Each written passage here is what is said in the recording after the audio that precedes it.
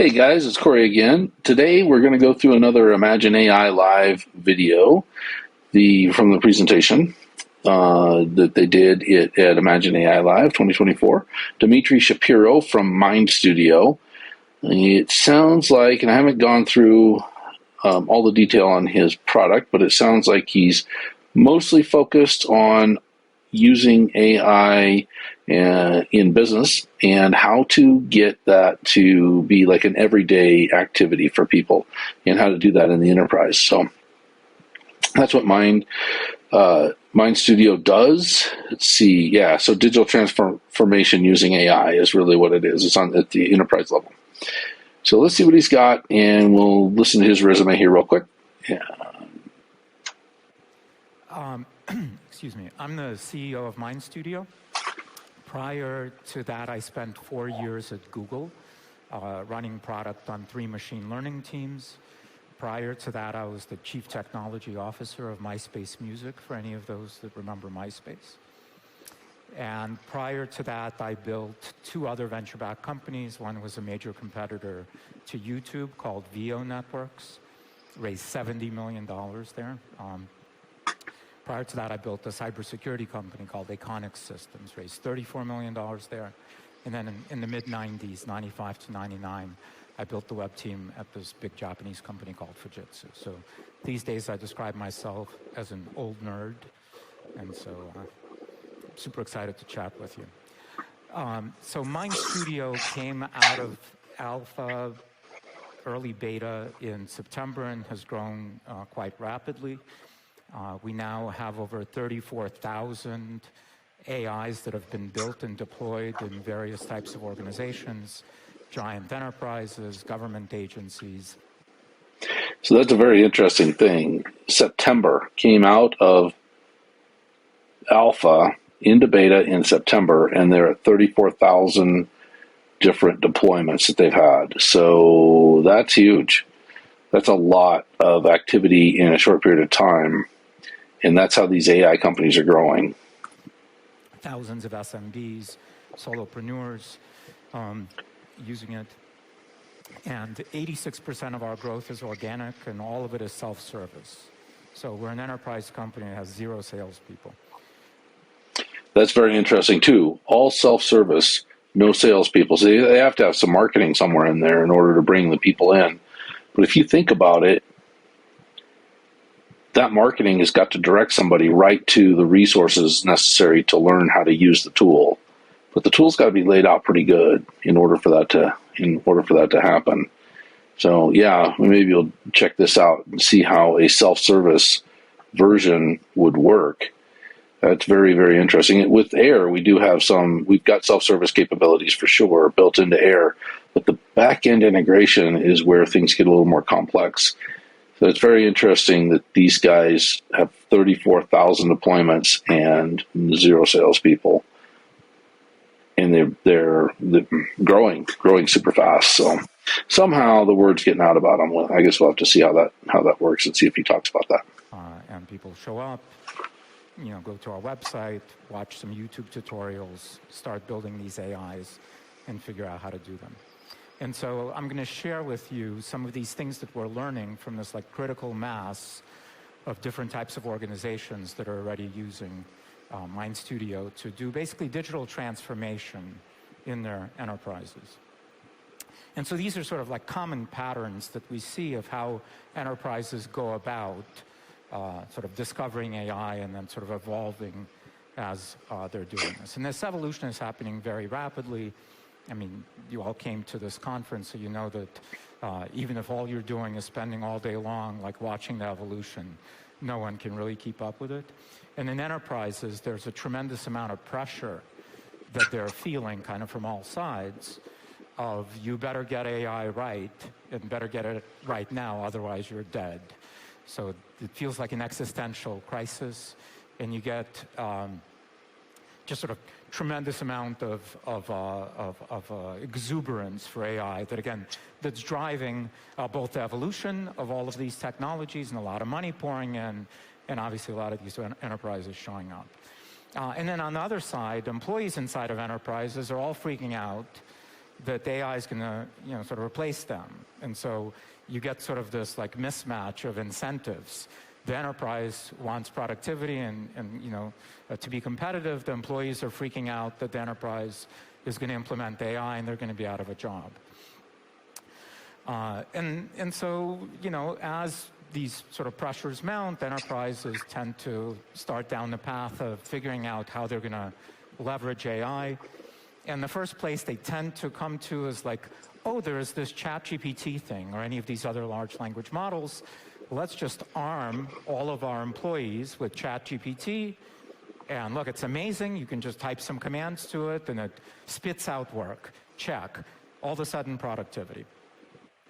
And then we got to teach them how to use this, and so we can teach them this like concept of prompt engineering, right? And so you see enterprises like holding classes and buying these like long lists of prompts from other providers and sort of copying and pasting these prompts in their daily work as these employees sort of struggle to get productivity.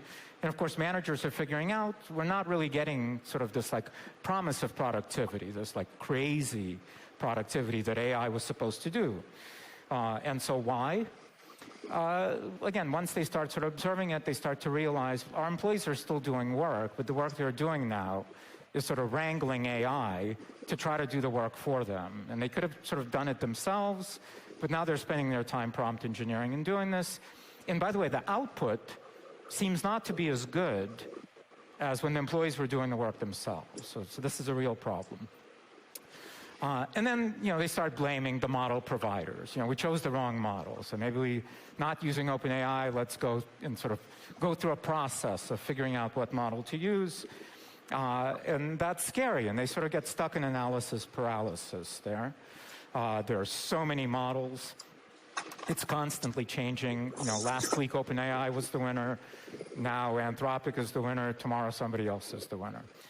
Inflection doesn't even exist anymore. Right? Looks like Microsoft pulled all the people out of that. So these are all sort of problems of engaging in this kind of analysis of like, what should we standardize on?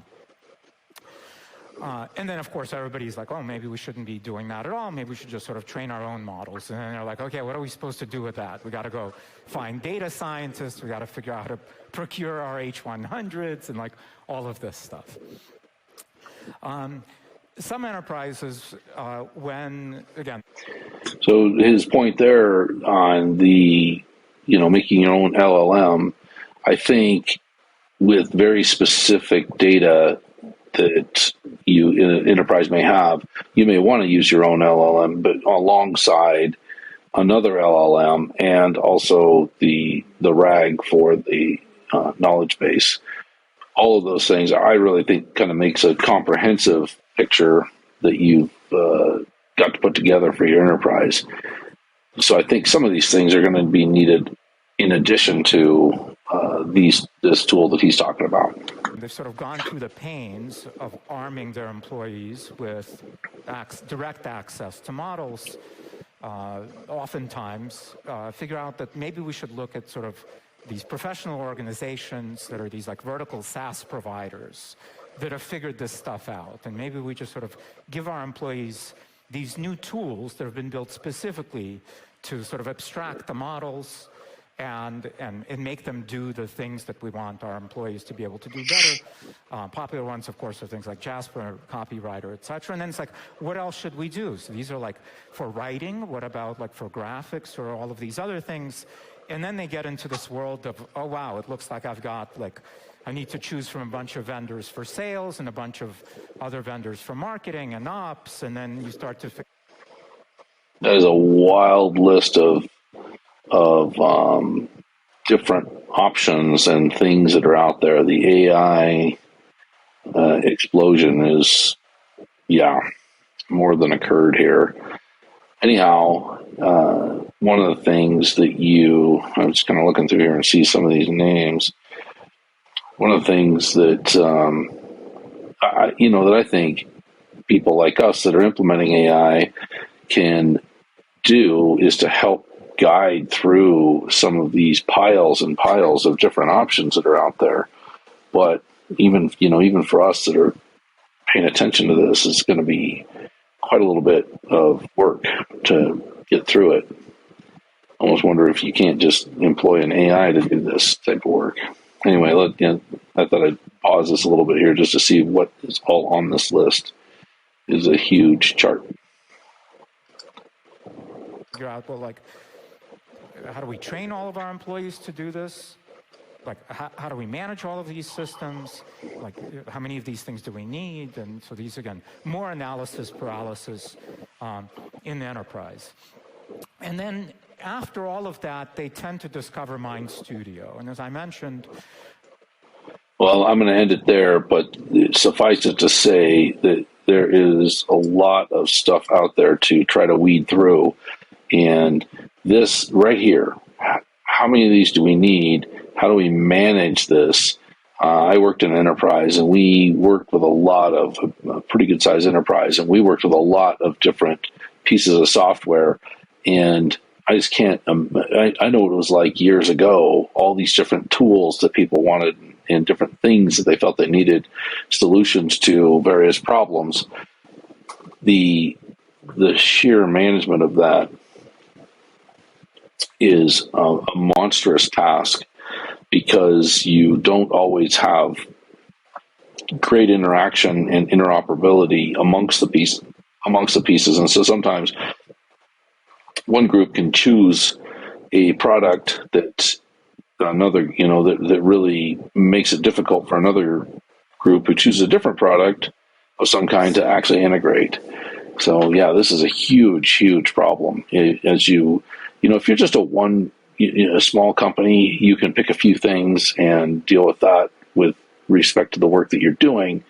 But getting this level of activity you're going to have with people buying AI tools all across a huge enterprise is going to be a mess, absolute mess. So yeah, he's got a really good point here. So I'll continue in the next video. We'll dig into more of what his solution is with his Mind Studio system or application. This is really just kind of identifying what the problem is. So we'll catch you tomorrow.